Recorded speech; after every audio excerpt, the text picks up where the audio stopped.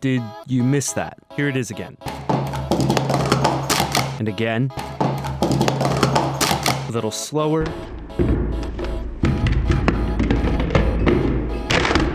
It's probably still not slow enough.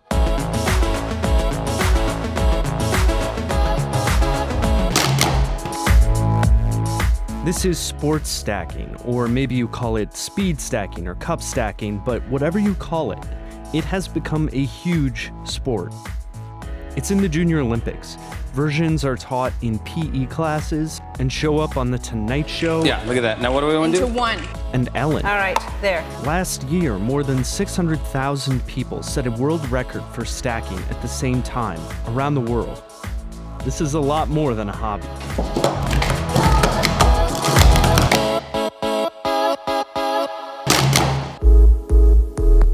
Sports stacking's basically a combination of formations in which stackers upstack, stack up cups, or downstack, bring them down again.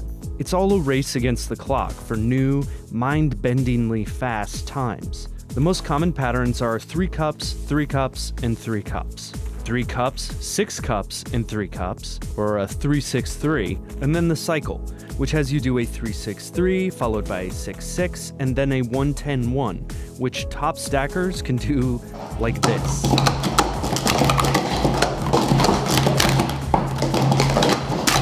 My name is Melissa Gomez. I won the 2014 and 2016 U.S. Nationals for women, and I won the Junior Olympics in 2015 for women. The guy next to her is Mark Sykes. He's a former high school football and baseball player who is coach of the U.S. sports stacking team. He's a master's level competitor too. Masters basically means that he's a grown-up, since a lot of stackers are teens or younger. He holds occasional practices in his church's basement, and those practices attract some of the best in the region. Once I went to that first competition, then I was kind of hooked, and then I kept going with the kids and kept competing. Amazing stackers like Melissa and Mark have put in hours and hours of practice. Their goal is to break personal and world records, but you can see their skill when they aren't even trying. This is Melissa just practicing. Look at how quickly she does a slow set, just to clear her mind. Or look at this. She's setting up a 1-10-1. Notice where her eyes are looking. She's not showing off, she just doesn't need to look anymore. Here's a newbie stacking, and here's Melissa. The point is not that Ellen is bad. The point is that people like Melissa have gotten so good, they can do it all on autopilot. And then when they really try, but at the same time, stacking is not just raw talent or even practice alone. The best stackers have to develop highly advanced tactics.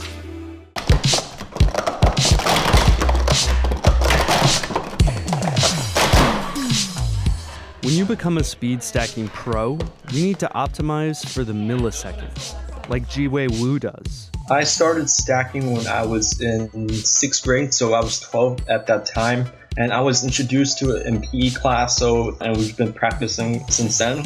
That means breaking down the quirks of the timer, cups, and different competition formats to get record-breaking times. This is a stacking mat and timer. It starts when your hands leave the timer and stops when they return.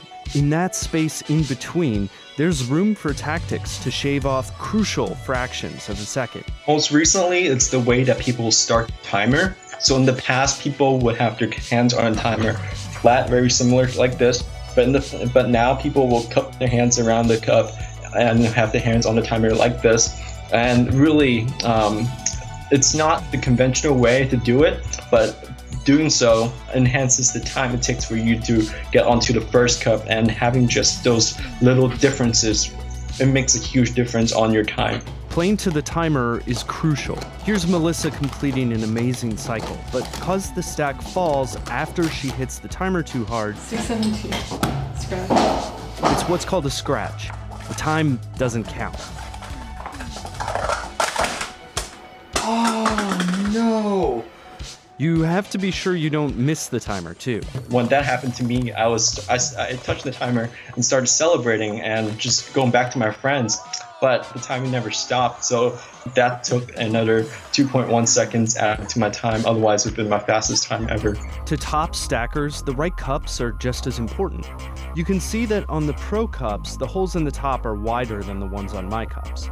That allows more air to get through. Different stackers like different cups. These are just a few of the sets that Jiwei's own. These inks, you can really feel them. And that knowledge, along with different grip styles and all sorts of other adjustments, gets used in all different events. It even works in the truly mesmerizing doubles event.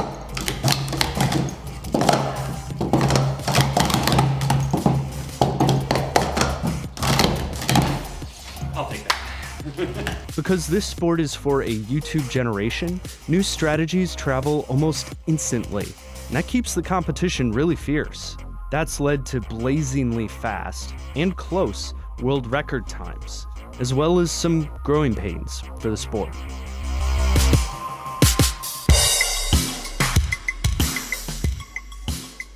Stacking started in a California Boys and Girls Club in the early 80s. This is patent number 4,586,709 for the original cup holding device.